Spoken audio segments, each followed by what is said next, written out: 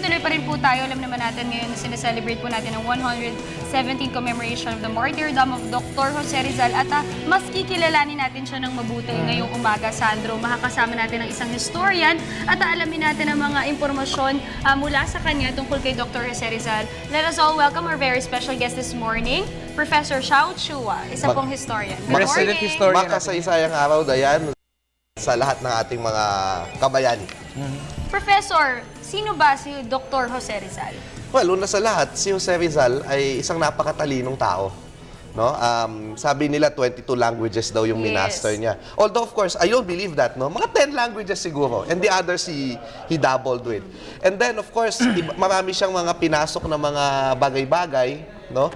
Pero ophthalmologist siya. He's one of the first ophthalmologists in Asia, no? But not only that, as a novelist, he was the very first novelist who gave a novel against colonialism, who wrote a novel against colonialism. So siya yung pinakaunang artistic expression ng anti-colonial sentiment sa buong Asia. Kaya nga kahit sa ibang bansa, sina Sun Yat-sen, no, sina Rabindranath Tagore, mga contemporary yan ni Rizal at tiningala din si Rizal. In fact, bilang bayani si Rizal, no, ay isa sa mga tao na nagsilbing inspirasyon sa maraming tao para itatag yung ating himagsikan and of course eventually magkaroon ng unang constitutional democratic republic sa Asia, sa Pilipinas, no? Kaya yun yung ano, at tinatag din ni Andres Bonifacio yung kanyang Haring Bayang Katagalugan, ang unang pamahalaang pambansa sa Pilipinas, no?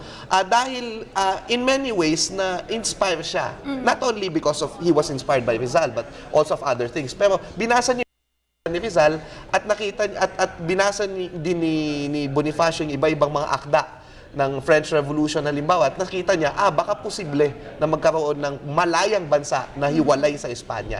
So, ang daming mga bagay na na-impluensyahan si Dr. Jose Rizal. In fact, sa Katipunan, password siya ng mga Katipunero sa pinakamataas na antas at ito yung antas ng bayani. Yung highest rank sa Katipunan, ang password nila ay si Rizal. May mga accounts din na si Rizal, ang kanyang picture ay siya yung nakalagay doon sa mga meeting place ng Katipunan. Nakakatuwang isipin na bagamat si Rizal, ang mga sinulat ng novels, tandaan nyo na sa wikang Espanyol. Yes. So, paano bababasa yun ng Indio, di ba? So, ako naniniwala na hindi directly yung novels nakaapekto sa kamalayan ng Pilipino. Sa ilang ilustrado, oo. Pero yung nakakabasa ng Espanyol, ilan lang. Pero ang power ng chismisa ng mga Pinoy, matindi eh. So, pinag-usapan yung mga nobela ni Rizal, kahit hindi nila nabasa, umalingaw-ngaw na itong taong ito, napakatalinong tao, isang ophthalmologo, nagpagaling ng mata, no? Pero pinili niya na ipaglaban tayong mga Pilipino. Sa panahon na walang gustong makipaglaban para sa atin, siya sinulat niya yung pangalan niya doon sa nobela na yon.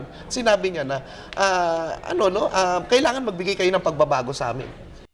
Yun yung contribution ni Rizal sa atin. Pinakita niya na dapat kahit anong talento mo, Rizal did not become a hero because he was talented. Rizal became a hero because all his talents binigay niya sa bayan. Yes. Ito, Prof, gusto kong matanong kasi mga ganyang bagay ay, kumbaga, pinag-aaralan natin sa ating schooling pag nandito tayo sa Pilipinas. Siyempre kasi pambansang bayani. Pero maaari mo ba kami makakwentuhan tungkol kay Dr. Jose Rizal, yung mga facts na kumbaga hindi namin akalain na parang, talaga, nagawa rin pala ni Dr. Jose Rizal to. Hindi masyadong naituro nun sa eskwelahan. Okay, hindi masyadong nabibigyan ng pansin sa pagtuturo kay Dr. Jose Rizal.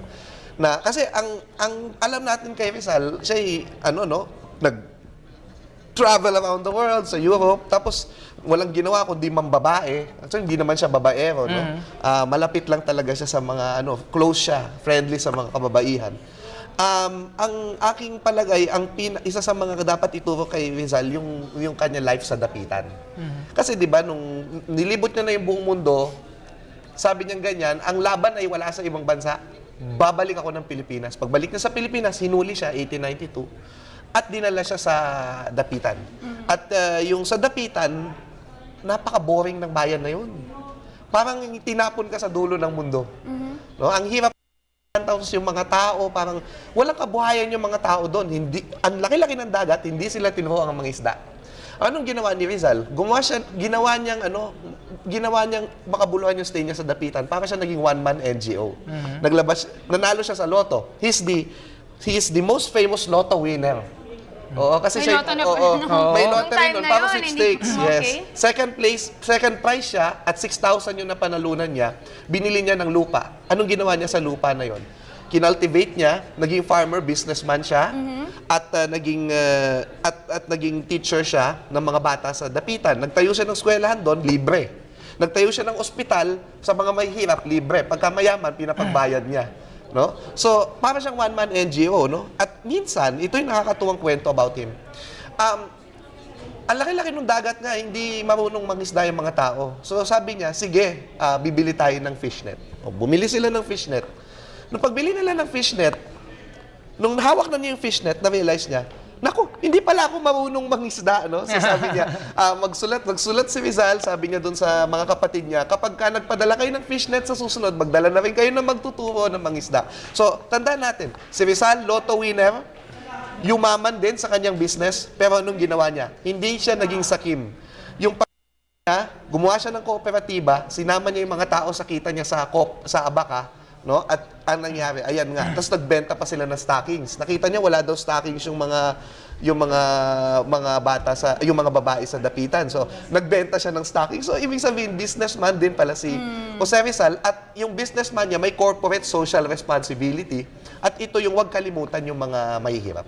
Alright, eto naman na Prof, iniisip ko kasi, anong kaibahan ni Rizal sa ibang mga bayani? Alam naman natin na bukod sa hindi siya gumamit ng dahas para ipaglaban yung kanyang nais para sa ating bayan, ito nga gumawa siya ng libro. Pero ano pa rin yung kaibahan ni Dr. Jose Rizal sa ibang mga bayani? Well, una sa lahat, ano kasi siya, very talented. Una sa lahat, matapang dahil sa kanyang, kasi hindi mo pwedeng sabihin kahit hindi siya humawak ng sandata, sabihin mo, yung kanyang pagharap at pagsasabi na ito ako at ito yung kalagayan ng bansa ko sa No Limit Tangere at El Filibusterismo. Para ka ng markadong tao eh. At saka hindi madali Diba? yung ginawa niya, napakatapang niya para magsulat din. Ilang beses siyang nakulong dahil dyan at hindi madaling makulong. No? Pero at nakakatuwang isipin na si Jose Rizal din, hindi siya talaga totally against violence. Ang sinasabi niya lang, kapag magre-revolution ka, dapat handa ka. At sa tamang panahon, at sa tamang hangarin. Yeah. Linaw na dapat gawin. Pero yun, yung kaibahan niya siguro sa ibang mga bayanya, no? Yun nga, ang dami niya kasing alam eh, yung ang talented niyang tao. Yes. Sabi nga, universal Correct. genius siya eh, di ba? Yun yung nagpadagdag Renaissance sa man. yun yung nagpadagdag sa kanyang ningning na sa totoo lang, kahit sa totoo lang meron akong leanings na maka-Bonifacio ako eh in many ways eh. Naniniwala din ako na ang tindi ng contribution ni Bonifacio sa pagkabansa natin. Pero kung meron akong taong ihaharap sa mundo na ipakita na ang galing-galing ng Pilipino, sigat Dr. Jose Rizal yun. Kaya nga ang sinasabi ko sa mga tao, hindi dapat natin pagsabungin si Rizal at si Bonifacio sapagkat pareho lang naman sila ng sinasabi. No? Magsimula sa sarili mo ang pagbabago. Bago ka mag-revolusyon, sabi ni Bonifacio, baguhin mo muna yung puso mo. No? Same with Jose Rizal, bago ka magtatag ng isang nasyon, kailangan i-educate mo muna yung sarili mo at makipagtulungan tayo sa isa't isa at magmahalan tayo. Ito, Prof, bilang Rizalista at parte nga ng Knights of Rizal, ano pong maiko-contribute natin or paano tayo makikiselebrate na Rizal Day ngayon? Well, una sa lahat, no, every year, ang mga Knights of Rizal, meron kami reenactment eh. From Fort Santiago kaninang umaga, lumakad yung isang nagpanggap na Rizal at pumunta sa Luneta. Tapos ngayon, nakatulong din kami dun sa mga handa dahil today at the Luneta, ginawaran ng National Museum ang Rizal Monument, ginawa niya na itong National Cultural Treasure. Wow. So ibig sabihin isa na siyang kultura ng ating bansa na mahalaga.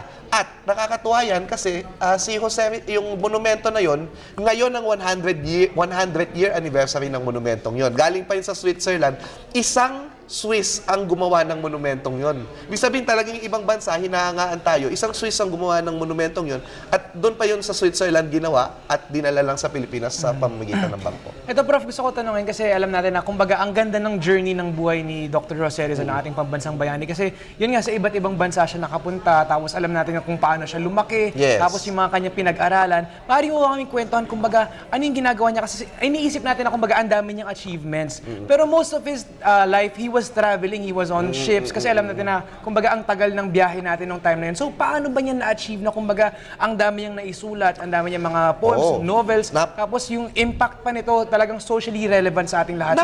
Napakagandang tanong, ano? Si Jose Rizal kasi, ang lagi ko sinasabi sa mga lectures ko, una sa lahat, sa palagay ko si Jose Rizal ang first emo eh. Yun yung lagi kong sinasabi, the first emo. Unang ebidensya dyan yung buhok eh, kasi di ba, one-sided ang ate.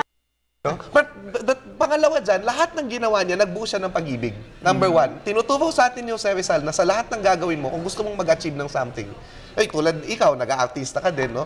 Buhusan mo ng pag-ibig, lahat ng gusto mong gawin. Pangalawa, yung time management. Sobrang dami niyang pinagkaabalahan sa buhay niya. Tapos may mga love life pa siya, Oo, di ba? So, Josephine. nakakatawa, no? Marunong siya mag-drawing. Alam mo yun, wala pang selfie. Tayo selfie lang ngayon, di ba? Dati, dinodrawing niya yung mga taong nakikita niya. Kapag ka nakakita, yung huling scene na nakita niya sa Manila, dinodrawing niya din. So, nakakatuwa kasi tayo, feeling ko, marami rin tayong naisusulat, kaso laging text, email. Si Rizal nun, wala pang text, email, sumusulat talaga sa papel. Kaya, nung inipon niya ng inipon yun, ang dami niya, mukha siyang ang dami niyang naisulat. Na makikita mo na, kahit ikaw, kaya mo din gawin yun eh. No? Yun din yung ano, no? Rizal is an extraordinary human being, yes. But he's human being nonetheless, and it tells us na kahit sino pa tayo, si Rizal, marami din kakulangan yan. 'Di ba? May mga emotional na baggages siya, no? Pero ano 'yun? Kahit sino sa atin pwede mag-contribute sa pagkabansa. Yes. And yun nga, speaking of lahat tayo pwede makakontribute sa ating pagkabansa, may mga estudyante pa ba o mga kabataan na sa tingin nyo nowadays makarizal pa rin, gumagawa ng tahimik na relasyon at gumagawa ng tama para sa bayan? Sa La Liga Filipina, ang goal ni Jose Rizal ay pagkaisahin ng buong bansa, no? Sa pamamagitan ng pakikipagtulungan, pag-educate with each other, no? Alam mo, pag nakikita ako ng mga taong gumagawa ng bahay sa Gawad Kalinga, parang ginagawa din nila yung gusto ni Rizal eh. Pag nakakita ako ng mga taong nagpapak ng mga relief goods para sa mga nabagyo, yung mga nagko-contribute ng kanilang mga naipon para sa mga nasalanta ng bagyo, ginagawa din nila si Rizal. So, sabi nga namin sa Nights of Rizal, bring out Rizal in all of us. Si Rizal ay nasa puso ng bawat Pilipino kung ito ay palilitawin natin, no? So yun yung isang napagandang pwedeng makita. Yes. Prof, ito kasi alam naman natin na kumbaga sa mga lahat ng sinulat ni Rizal, ang pinakasikat ay ang Noli Me Tangere at El Filibusterismo.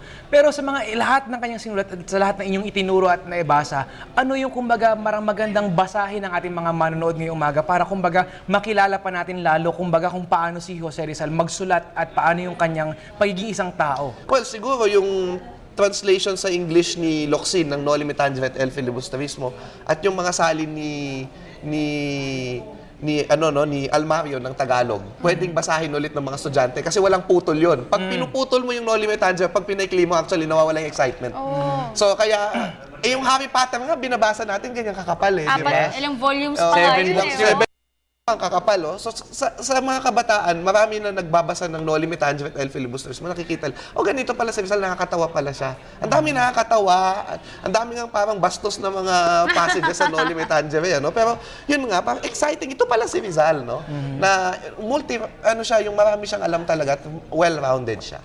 Well, personally ako, we encourage our viewers, yung mga kabataan, mga estudyante, na to take time na mas kilalanin natin si Rizal at magsilbing inspirasyon siya sa atin dahil nga talagang nakafocus din siya sa mga kabataan at yun paragi niya sinasabi na mag-aral tayo na mabuti dahil nga kabataan ang pag-asa ng bayan. Yes. Prof, siguro huli na lang, baka may mensahe kayo sa ating mga manonood tungkol sa ating pambansang bayani at paano pa natin siya mas makikilala at paano natin siya, kumbaga, ipagmamalaki palalo bilang pambansang bayani. Ako po'y lumaki sa Tarlac City, no? At yung monumento na ni Rizal doon sa plaza namin, tinitingnan ko din yun at tinitingala ko.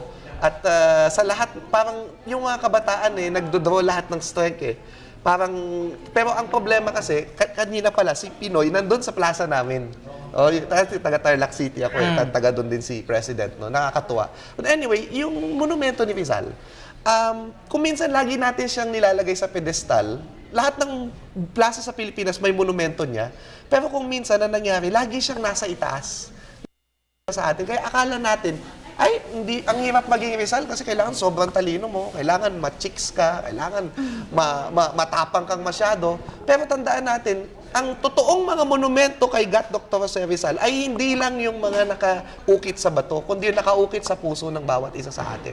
So, kaya si Rizal ay matinding simbolo ng ating pagiging Pilipino ay sapagkat pinakita ni Rizal kung ano yung pwedeng gawin ng isang Pilipino. Magmahal sa kapwa, magmahal sa bayan, at maging matalino at maging magaling sa lahat ng ginagawa. Yun yung mensahe dapat na ilagay natin. Si Rizal ay nasa puso ng bawat isa sa atin. Yes, Alright. very well said. Very At well talagang said. ramdam naman natin kumbaga kung gaano nga kalaki yung impact ng ginawa sa atin ni Dr. Jose Rizal sa ating bansa. Siyempre, kumbaga hindi natin celebrate kung ano meron tayo ngayon kung hindi dahil sa ating forefathers. At isang malaking nag-contribute dyan nga ay si Dr. Jose Rizal. Salamat. Alright, thank you so much for joining us this morning. Maraming That was salamat. Professor Xiao Chua, isa pong historian. Yes, resident historian ng PTV at baka gusto niyo i-plug ang Showtime, sir. Oo, sa araw-araw po, it's showtime! At yan, maraming salamat sa iyo, Professor Xiao Chua.